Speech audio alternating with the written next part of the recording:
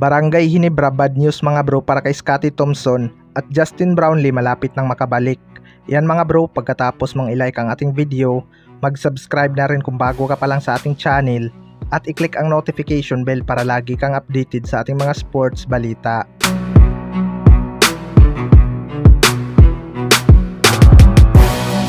So maraming ang naghihintay mga bro ng balita patungkol kay Justin Brownlee matapos itong magkaroon ng issue noong Asian Games. Hindi nga pinaglaro sa PBA si Justin Brownlee mga bro, kaya maraming ang napapaisip kung bakit, dahil wala pa namang sanksyon sa kanya. Alam naman natin na isa itong si Justin Brownlee sa mga inaabangan ng mga fans sa ating liga. Katunayan, maraming ang dismayado sa naging desisyon ng malaman nila na hindi ito pwedeng maglaro ngayong season, lalo na yung mga fans na excited makita ang rematch nila ni Rondy Hollis Jefferson. Pero may mga bali-balita nga mga bro na malapit na makabalik si Justin Brownlee. Well, malaking bagay nga kapag nakabalik si Justin Brownlee. Hindi na rin naman siguro gaano mahirapan mag-adjust ang Barangay Ginebra kapag pinalitan nito si Tony Bishop, dahil may chemistry na nga sila at alam na nila ang laruan ng isang Justin Brownlee.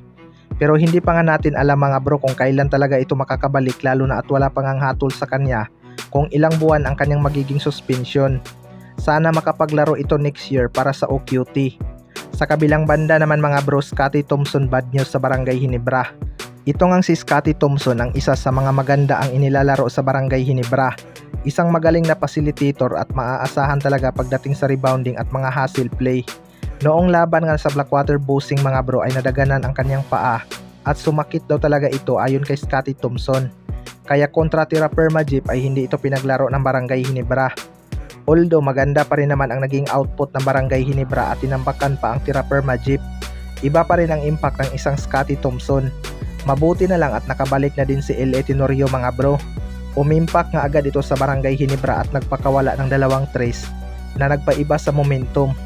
Timing nga itong pagbabalik ni L.A. Tenorio dahil ayon sa report na sa 3 linggo nga mawawala si Scottie Thompson upang pagalingin ang kanyang injury. Sana lang mga bro ay hindi ganun kaseryoso ang kanyang natamo dahil malaking bagay nga siya sa Barangay Ginebra. Makikita nga natin ang kawalan ng isang Scottie Thompson sa kanilang mga susunod na laban mga bro, dahil malalakas nga ang kanilang mga susunod na laban. Sa ngayon nga ay nakatatlong sunod-sunod na panalo na ang Barangay Ginebra. Pero andyan naman si Maverick Ahanmisi at L.A. Tenorio mga bro. Maganda pa rin naman ang kanilang ball movement kahit walang Scottie Thompson. Kaya abangan na lang natin kung kailan siya makakabalik at makarecover sa injury. Kayo mga bro, ano masasabi niyo tungkol dito?